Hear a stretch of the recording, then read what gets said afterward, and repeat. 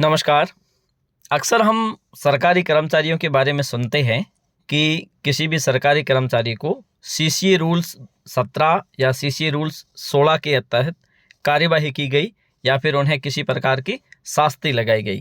तो आज हम इस वीडियो में समझेंगे कि सीसीए रूल्स है क्या और सीसीए रूल्स के तहत 7 प्रकार की शास्तियाँ कौन सी लगाई जाती है और सीसीए 16 और सीसीए 17 इन दोनों में क्या अंतर है और कौन सी शास्ति सीसीए 16 के अंतर्गत लगाई जाती है और कौन सी शास्ति या दंड सीसीए 17 के अंतर्गत लगाया जाता है। तो चलिए शुरू करते हैं। सबसे पहले सीसीए है क्या। सीसीए दरअसल राजस्थान सिविल सेवा नियम 1958 है।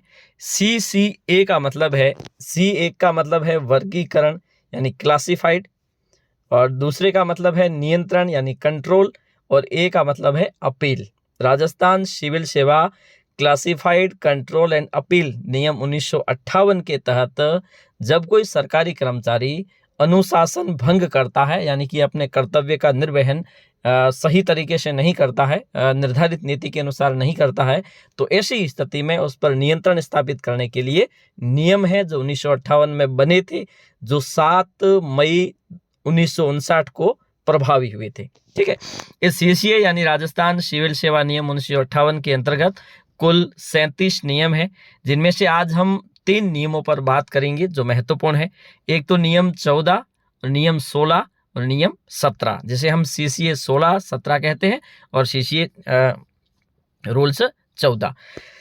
अब दरअसल सीसीए रूल्स 14 जो नियम है वो क्या है कि अगर कोई सरकारी कर्मचारी जो किसी भी प्रकार से अनुशासन भंग करता है यानी कि अपने कर्तव्यों का निर्वहन सही तरीके से नहीं कर रहा है या फिर अपने पद का दुरुपयोग कर रहा है, तो ऐसी स्थिति में सीसीए 14 ये कहता है कि उस कर्मचारी पर उस अपराध के अनुसार, अपराध के अनुपात के अनुसार 7 प्रकार की शास्तियां लगाई जा सकती है। उसका निर्धारण किया जाएगा सीसीए 16 में दी गई कार्यवाही के बाद में कि किस प्रकार का उसका अपराध है, उसी प्रकार से आप उसके शास्ति लगाई जाएगी। तो ये नियम 14 है जिसमें 7 प्रकार की शास्तियां बताई गई है। अब दरअसल इसमें तो बता दी गई कि 7 प्रकार की शास्तियां लगाई जाएगी, उसमें से शास्तियों को भी 2 प्रकार, शास्ति मतलब दंड, शास्तियों को हम 2 प्रकार से विभाजित करते हैं। एक है लघु शास्त्री और दूसरी है वृहद शास्त्री। एक है वो छोटी शास्ति है जिसमें अपेक्षाकृत दंड है वो कम दिया जाता है क्योंकि उसी प्रकार का अपराध रहता है। सीसीए 17 के अंतर्गत जो शास्तियां लगाई जाती है वो 3 प्रकार से लगाई जा सकती है। एक तो परिनिंदा, इससे उस कर्मचारी को एक बार के लिए यूं मान के चले कि चेतावनी के साथ उसे छोड़ दिया जाता है, उसका नुकसान कुछ भी नहीं होता। इसमें छोटे से अपराध के लिए एक बार के लिए उन्हें चेतावनी देकर छोड़ दिया जाता है। परिनिंदा इस प्रकार की शास्ति है।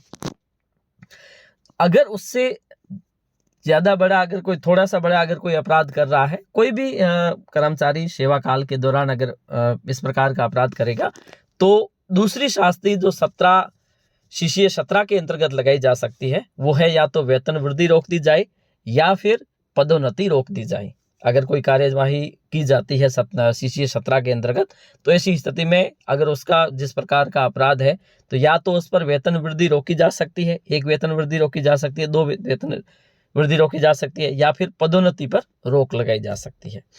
इसके अलावा नियम 17 के अंतर्गत तीसरी जो शास्ति या फिर जो दंड है वो इस प्रकार से दिया जा सकता है कि उस कर्मचारी के कृत्य से अगर राज्य सरकार को कोई आर्थिक नुकसान हुआ है तो उस आर्थिक नुकसान की भरपाई उसके वेतन से वसूली के साथ की जाती है। अगर कोई किसी प्रकार का घोटाला उस कर्मचारी ने किया है, राजकोष का या फिर राज्य सरकार के कोष का दुरुपयोग किया है, तो ऐसी स्थिति में उसे जो आर्थिक हानि राज्य सरकार को हुई है उसकी भरपाई उसके वेतन के माध्यम से वसूली के द्वारा की जा सकती है। तो सीसीए 17 के अंतर्गत मुख्यतः 3 प्रकार की शास्तियां या 3 प्रकार के दंड दिए जा सकते हैं। एक तो परिनिंदा, दूसरा वेतन वृद्धि रोकना या पदोन्नति रोकना, तीसरा उसके वेतन से वसूली करना। ये तो है नियम 17, सीसीए 17, जिसे हम लघु शास्ति भी कहते हैं तीनों को। अब सीसीए 16 जो है ये वृहद शास्ति, इसमें 4 वृहद शास्तियां आती है। मतलब कि अगर कोई कर्मचारी जिसका अपराध CCA 17 के अंतर्गत नहीं आता है, तो वो अगर वो ज़्यादा बड़ा अपराध कर रहा है तो ऐसी स्थिति में उसे CCA 16 के अंतर्गत उस पर कार्यवाही की जाती है। ठीक है। अब इसमें जो शास्तियाँ लगाई जाती है वो 4 प्रकार से लगाई जाती है। एक तो है अवनति। मान लीजिए एक ग्रेड उसे कम दे दिया जाए। मान लीजिए वो लेक्चरर के पद पर कार्यरत है और उसने जो अपराध किया है उसके अनुसार नियमानुसार अगर उसे अवनति देनी है तो उसे एक ग्रेड नीचे कर दिया जाएगा, मतलब प्रमोशन की बजाय डिमोशन दे दिया जाएगा। दूसरा ये होता है कि उसे अनिवार्य सेवानिवृत्ति दी जाए। अनिवार्य सेवानिवृत्ति मतलब राज्य सरकार के नियमानुसार उसे सेवा से मुक्त कर दिया जाए, अनिवार्य रूप से सेवानिवृत्त कर दिया जाए, वापस उसे सेवा में आने का मौका न दे। तीसरी शास्ति जो लगाई जा सकती है वो लगाई जा सकती है सेवा से हटा देना। ठीक है।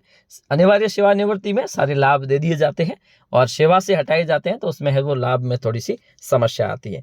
लेकिन पद से हटाने के बाद में उसमें ये रहता है कि वो वापस सेवा में आने के योग्य रहता है, किसी अन्य माध्यम से, सीधी भर्ती के माध्यम से वो अन्य सेवा में आने के योग्य रहता है। वो होता है सेवा से हटाना।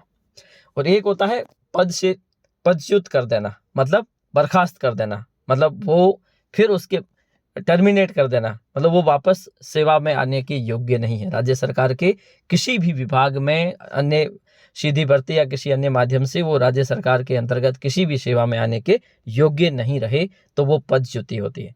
इस प्रकार से CCA 16 और CCA 17 के अंतर्गत 7 प्रकार की शास्तियाँ या दंड दिए जाते हैं, जो अलग अलग निर्भर करता है कि उस कर्मचारी का जो अपराध का लेवल है वो किस प्रकार का है। आज के लिए इतना ही। धन्यवाद।